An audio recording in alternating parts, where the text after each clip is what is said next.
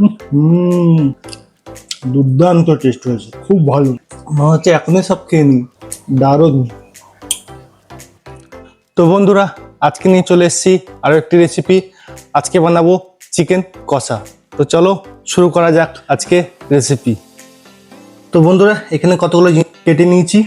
এখানে হচ্ছে আলু কেটে নিয়েছি, টমেটো, এখানে 3টে মতো পেঁয়াজ আছে একটু একটু বড় সাইজের, আর এখানে আদা রসুন, আর এইখানে আছে আমাদের চিকেনটা। আর এইখানে ততক্ষণে আমি আলুটাকে নুন হলুদ মাখিয়ে একটু ভালো করে ভেজে নেবো। তো চলো এর মধ্যে গ্যাসের মধ্যে কড়াইটা বসিয়ে দিই। এই গামলার মধ্যে এই আলু কটা নিয়ে ভালো করে এর মধ্যে দেবো নুন আর হলুদ দিয়ে ভালো করে মেখে নেবো। এইখানে আলুর মধ্যে দিয়ে দেবো 1/2 চামচ মতো নুন, আর দিয়ে দেবো 1/2 চামচ মতো হলুদ গুঁড়ো দিয়ে তারপর এটাকে ভালো করে, এখানে একটু সর্ষের তেল যাতে ভালো করে মাখা হয় তার জন্যে দেওয়া, এতে ভালো করে জিনিসটা মাখা হয় ভালো করে। তো চলো ভালো করে এটাকে মেখে নিই। তো এখানে ভালো করে আলুটাকে মেখে নিয়েছি, আর এইখানে কড়াই হয়ে গেছে গরম, এর মধ্যে দিয়ে দেবো একটু তেল। এরপর কড়াইয়ের মধ্যে দিয়ে দেবো সর্ষের তেল, এর মধ্যে আর একটু তেল দিয়ে দেবো সাথে, ভালো করে যাতে আলুটা ভাজা হয়। বেশি তেল না দিলেও হবে। তো চলো এরপরে আলুগুলো এর মধ্যে আস্তে আস্তে করে দিয়ে দিই। তো বন্ধুরা, এখানে হচ্ছে তেলটা গরম, এরপরে এর মধ্যে এই আলুগুলো সব ঢেলে দেবো।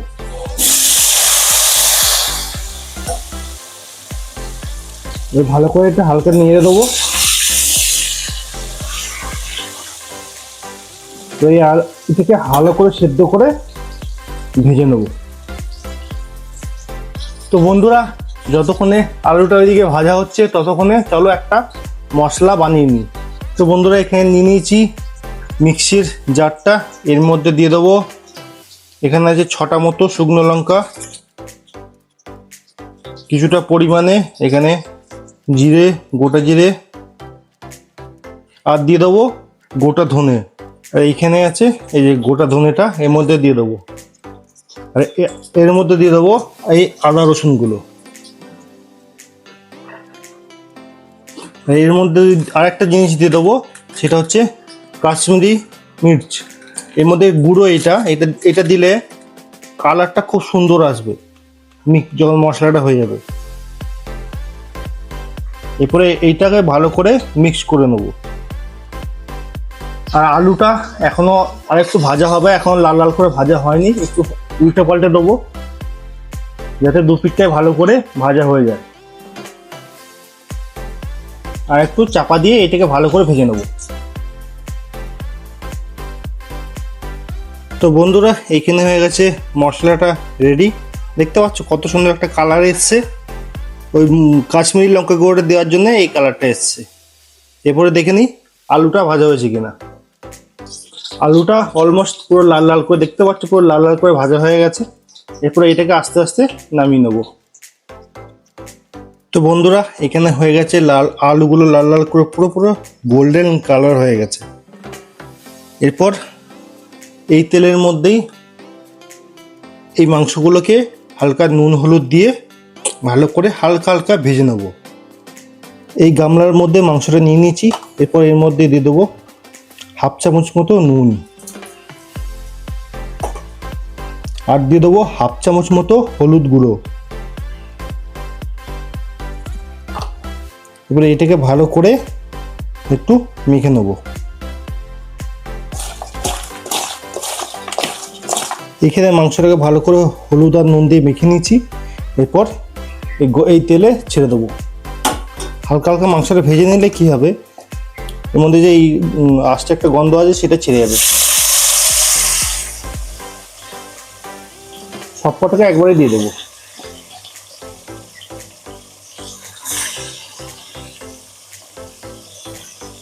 এটাকে ভালো করে নেড়ে নেবো।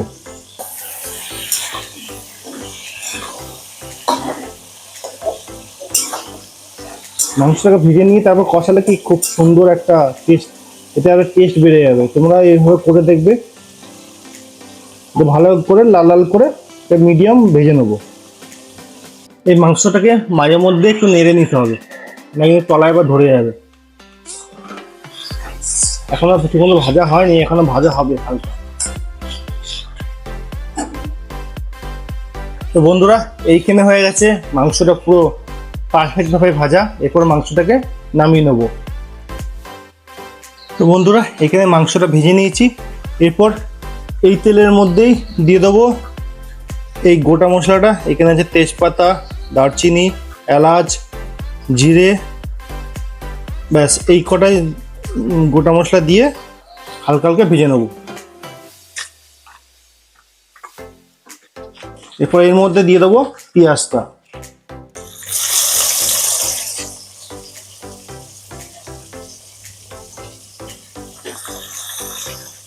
এরপর ভালো করে এটাকে নেড়ে নেবো। পেঁয়াজটাকে পুরো লাল লাল করে ভাজতে হবে।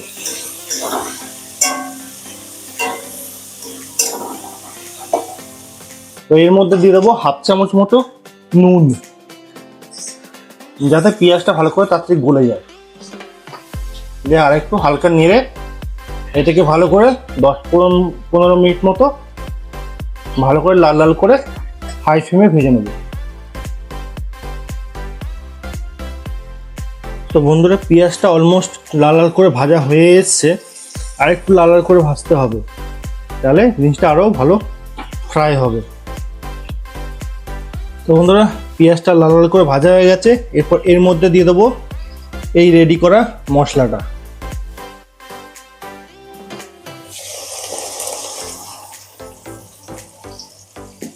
খুব ভালো করে একটু নেড়ে দেবো।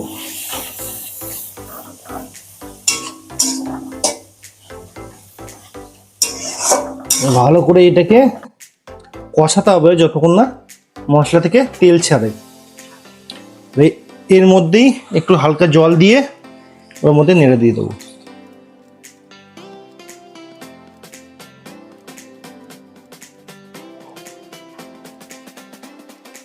এটাকে ভালো করে নুন, এর মধ্যে শুধু দেবো একটু নুন, যেহেতু পেঁয়াজ ভাজার মধ্যে নুন দেওয়া আছে, মাংসের মধ্যে নুন দেওয়া আছে, তো নুন একটু বুঝে শুনে দিতে হবে।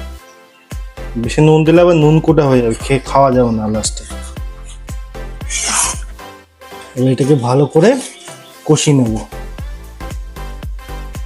তো বন্ধুরা, এখান থেকে দেখতে পাচ্ছ একটু ভালো করে তেল ছেড়ে দিয়েছে। এরপর এর মধ্যে দুটো জিনিস দিয়ে দেবো।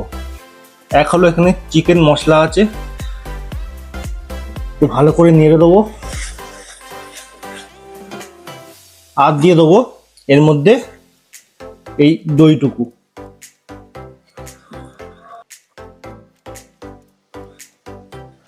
যতটা আছে দই ততটাই দিয়ে দেবো। ভালো করে এর মধ্যে নেড়ে দেবো দইটা দিয়ে। এতে আরো টেস্ট অসাধারণ বেড়ে যাবে। আরো ভালো করে একটু মশলাটা কষিয়ে নেব।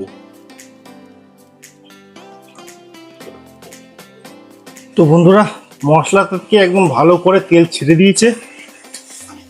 আর এরপর দিয়ে দেবো ভাজা মাংস আর ভাজা আলুটা দিয়ে ভালো করে কষিয়ে নেব।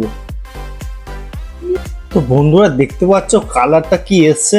ও পুরো গরম গরম ভাতের সাথে কোনো এক হাঁড়ি ভাত তো এমনি টেনে নেবে এই মাংস দিয়ে। এর মধ্যে দিয়ে দেবো দুটো মতো গোটা টমেটো, গোটা না হাফ কাটা মতো, যাতে ভালো করে না গলে। দিয়ে ভালো করে নেড়ে দেবো।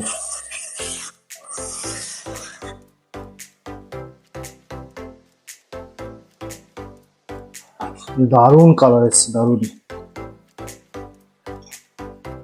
তো বন্ধুরা, মাংসটা অলমোস্ট কষানো হয়ে এসছে।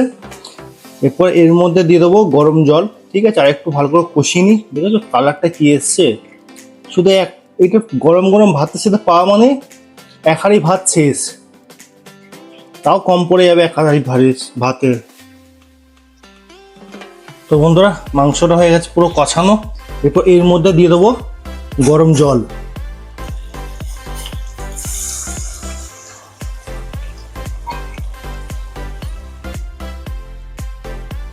হালকা ঝোল ঝোল হবে, তো এই জন্যই জলটা দিয়ে দিলাম। এরপর ভালো করে নিয়ে নেবো।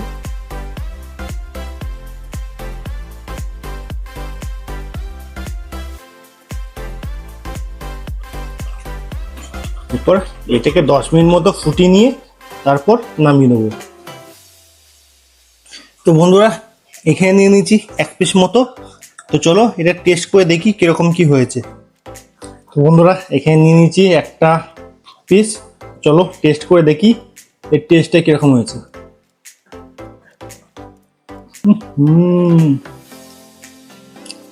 দুর্দান্ত টেস্ট হয়েছে, খুব ভালো, মনে হচ্ছে এখনই সব খেয়ে নিই, দারুণ। তো বন্ধুরা এখানে ঝোলটা অনেকটা শুকিয়ে এসছে, তারপরে এইটাকে নামিয়ে নেবো। এ বেশি আর বেশি শুকানো যাবে না, তাহলে গাঢ় হয়ে যাবে। তো বন্ধুরা এখানে মাংসটা নামিয়ে নিয়েছি, দেখতেই পাচ্ছ একদম দারুণ, কত সুন্দর কালার এসছে, তেল ছেড়েছে, খুব দারুণ একটা কালার এসছে, খুব ভালো কালার এসছে। তো বন্ধুরা আমার ভিডিও যদি তোমাদের সবার ভালো লাগে তো please like, share and subscribe করে নিও।